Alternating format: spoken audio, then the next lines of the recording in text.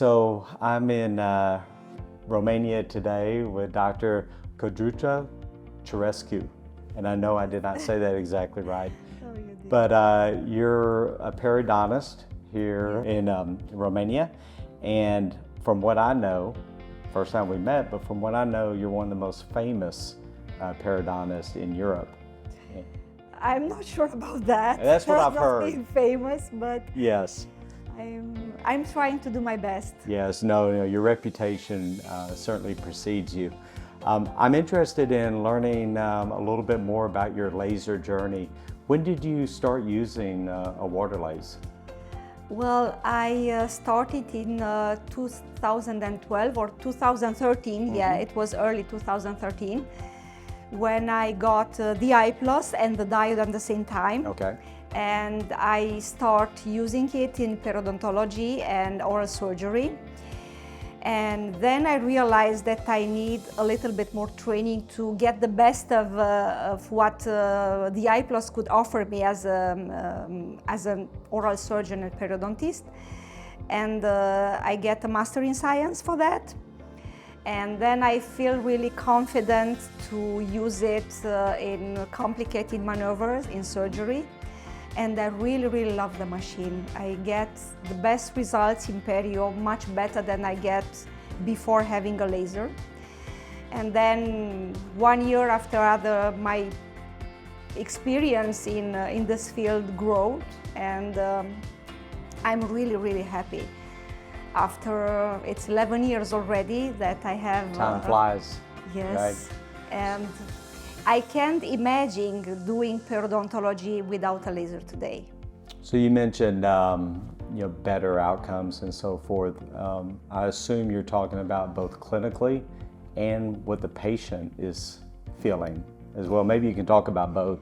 Yes, my first eye was on recession and on clinical results in periodontology, and it is better than in traditional methods, better than what I get before as periodontist. And then the experience for the patient was totally different. They told me they didn't have any pain. They have less swallow and no pain after when they went home.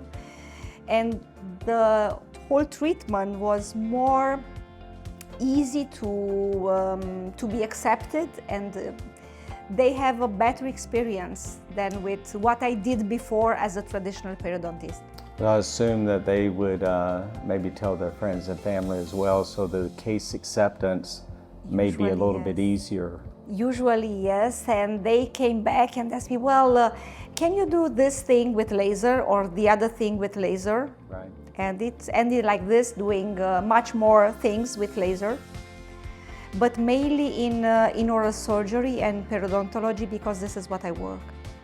I always say that when you start using a laser in dentistry, that's just the start of your journey, right? You probably are doing more things 11 years since you started this journey than you were after the first year. How do you find the training, the education? How do you pick up those things? Well, I had the support of the company, first of all, and they opened me many doors, and they helped me to find places where I could be, where I could get proper training. And mainly I did it in Germany, at a German university. It was 2 years of master in science, and that was the biggest part of my training. And then I complete with different trainings in different parts of the world on specific methods that I wanted to learn. So it's just continuous opportunities to learn, if you will. Yes, of course. They always are. They always are. And then I got involved also in research. That starting after my journey in Germany, I get adopted in a scientific project that never ended, actually. So I'm still in that. Still ongoing. Yeah, still ongoing. We are having research in periodontology and in periimplantitis also. Yeah. You talk about periimplantitis. I know, most of the dentists I've talked to are in the U.S. This is my first time to Bucharest, and I know in the U.S. implants are one of the fastest growing really fields of dentistry, right? It seems like everybody's getting an implant. What I think is sometimes not talked about as much is the failing implants, right? It's not 100% implants, right? There is I think a growing epidemic of peri-implantitis. Maybe you can talk some about how you deal with that in your practice. Well, first of all, my first interest in implantology is to properly clean the bone with a laser before applying an implant. This is something that I consider it the highest standard. If you do immediate implants, to really clean the bone with a laser, it's, in my opinion, a much better outcome than clean it with a burr. Okay. Or any other method that you can apply. And so that just gives you a better chance of success, yes, you think, long term? Yes. Okay. Yes, in immediate implants for sure. And then in peri-implantitis, well, mucositis, it's easier to manage with a laser. Peri-implantitis, it depends of the extension of the lesion and the design of the remaining bone. Sometimes you can get good results, sometimes you have to accept it's a failure and remove the implant. Right. And talking about removing an implant, explantation done with an erbium, I think it's a must, in my opinion. Nowadays, I won't try to remove an implant with a burr or with a trephine. The damage in the bone, it's way higher than if you do it with an MZ6, for example. Okay. With a tiny tip that can do less damage to the bone, and you can manage the area in a much better way for a future implant.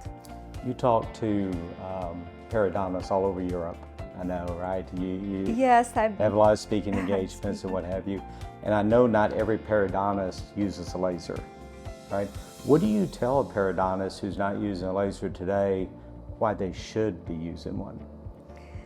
Well, first of all, the best outcome as we measure it in periodontology is the attachment. Mm-hmm. Well, in traditional periodontology, you get the attachment by epithelium. You get an epithelium attachment, which is not as strong as fibrous attachment. Then you get it if you do a laser treatment. The original attachment is with conjunctive tissue. And if you do a laser treatment, you can go back to the original type of attachment, the fibrous attachment, right, which is the one that is more resistant to future regression, more stable in time. It prevents a future recession.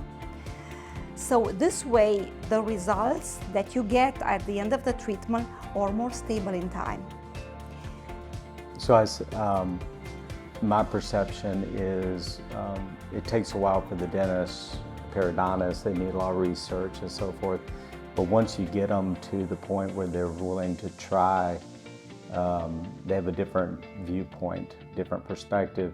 What do you hear from dentists who you've had that conversation with and then they've decided to try the laser treatment?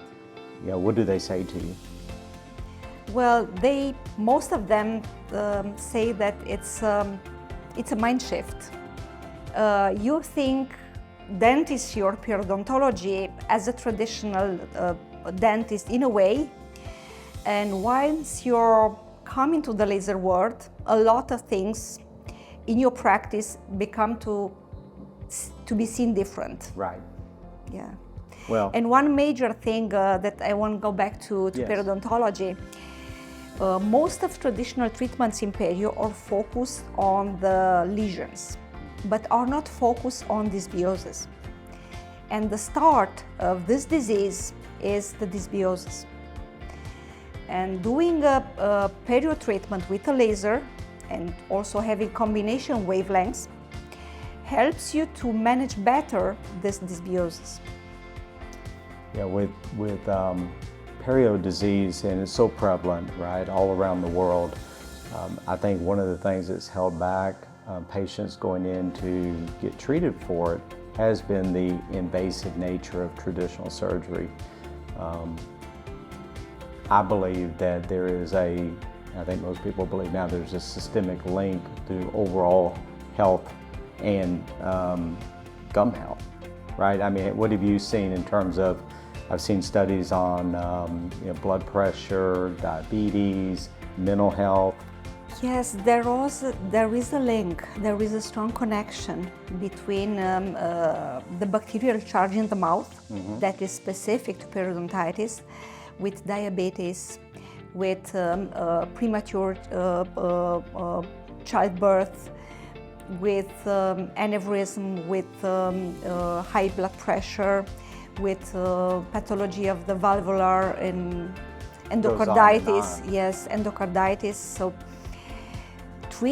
properly treating periodontitis has a big impact on the entire health of the patient. And the reason I'm so excited, one of the reasons talking to you is knowing that you're treating the disease in a manner that is more likely to get treatment for the patient that's just going to improve his or her overall health. Yes. So, well, thank you so much for talking with us today. Thank you. And even more, thank you for being part of the Biolase family for so long. Thank you. Thank you.